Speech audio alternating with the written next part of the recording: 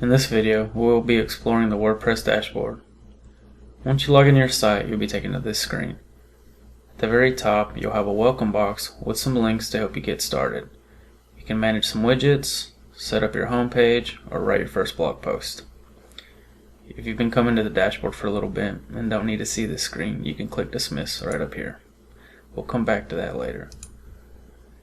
Here to the left is your At a Glance box. In this box, you can see how many posts you have, pages, comments, what theme you're running, and if you have an idea for a blog and want to mock up a quick draft, you can come over here to the right in the quick draft box and write up a draft.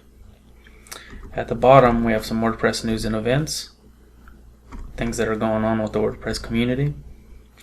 If you don't want to see this box either, you can go ahead and click this arrow right here, minimize that screen.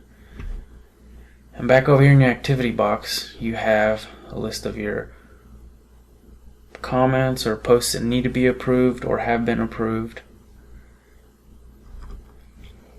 At the very top, screen options.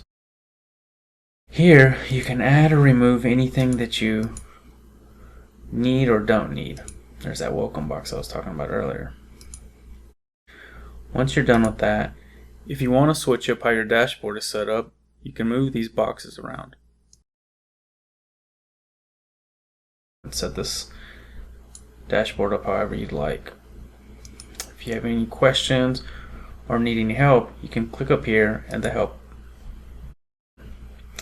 This will give you a quick overview of your dashboard.